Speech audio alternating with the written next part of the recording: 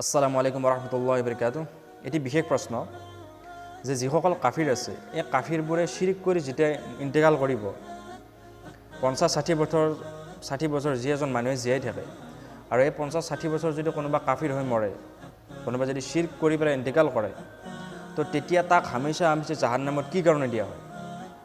কিয়নো সি মাত্ৰ 50-60 বছৰে কুফৰ কৰিছে, গুনাহ কৰিছে, কিন্তু তাৰ এই গুনাহ আখিৰতত হামেশা তাক কি কাৰণে দিয়া হয়?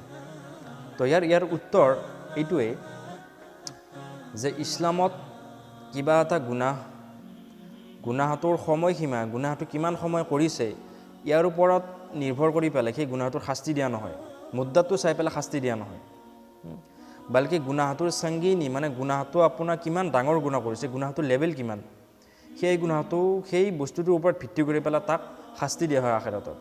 শিৰিক বহুত ইছলামত ডাঙৰ গুনাহ হয়। ইন্না শিৰকা লাযুলমুন আযীম, কোৰাণত আল্লাহৰ ঘোষণা হয় শিৰিক বহুত ডাঙৰ গুনাহ হয়। তো এই শিৰিক যেহেতু ডাঙৰ গুনাহ, সেইকাৰণে গুনাহৰ সংগীনিটো চাই পেলাই তাক আখিৰতত আযাব দিয়া হয়।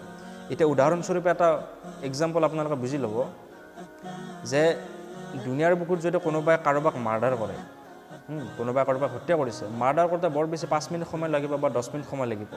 তো ইয়াৰ অৰ্থ এইটো নহয় যে সেই মাৰ্ডাৰ কৰা ব্যক্তিজনক 10 মিনিট সময় 5 মিনিট সময় জেলত ভৰাই পেলাই আকৌ 5 মিনিট পিছত 10 মিনিট পিছত জেলৰ পৰা ওলাই দিব, এইটো বিলকুল নকৰে। কৰে জানো?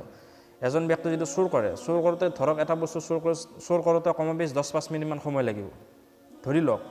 তো এতিয়া এই চোৰজনক 10-5 মিনিট সময় জেলত ভৰাইকৈ ওলাই দিব নেকি? বিলকুল নকৰে।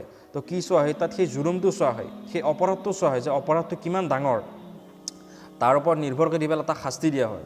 তাক শাস্তি দিয়া হয়, তাক মানে জেলত ভৰোৱা হয়।